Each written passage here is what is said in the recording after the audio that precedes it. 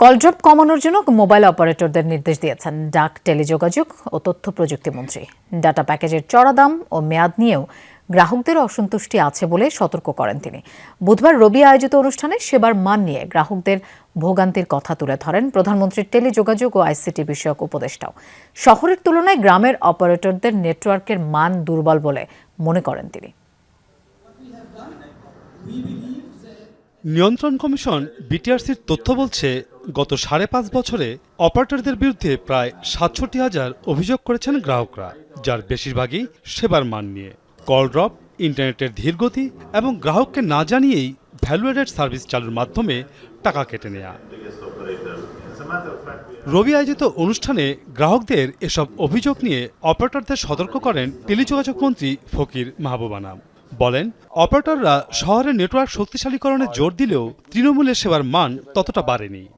অনেকে বলে আমি 500 টাকার প্যাকেজ কিনলাম, আমার টাকা আছে কিন্তু টাইমটা এক্সপায়ার করে গেছে, আমার সব চলে গেল। এটা কেন হয়? এইসব অ্যাওয়ারনেসগুলি আপনারা যদি বলেন তাহলে আমরা একটু ভালো থাকি, কারণ আমাদের কাছে জনগণ কিন্তু কমপ্লেন দেয় এবং বলে যে আপনারা কিছু একটা করেন। সেবার মান নিয়ে অসন্তুষ্টি প্রকাশ করেন প্রধানমন্ত্রীর টেলিযোগাযোগ এবং তথ্য প্রযুক্তি বিষয়ক উপদেষ্টাও। কিস্তিতে ফোন কেনার সুবিধার পাশাপাশি 3 থেকে 5,000 টাকার মধ্যে সাধারণ মানুষের হাতে স্মার্টফোন তুলে দেওয়ার জন্য সরকার কাজ করছে বলে জানান তিনি। আমাদের দেশের 52% মানুষ এখনো ফিচার ফোন ইউজ করে।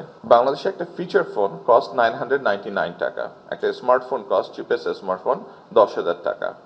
I give them a target that আমি 3 থেকে 5,000 টাকার মধ্যে একটা সাধারণ কৃষক, একটা রিক্সা চালক, একটা লেবার, তাকে আমরা মোবাইল ফোন দিতে চাই। অনুষ্ঠানে বৃহত্তর ঢাকার প্রায় 5,000 সাইট আধুনিকায়ন করায় রবিকে ধন্যবাদ জানান বিটিআরসির chairman. Mere having internet is not enough. We must have quality. If we don't have quality internet, then people who are deprived, they are going backward. It's a huge digital divide. Masuduzzaman Robin, Jamuna news, Dhaka.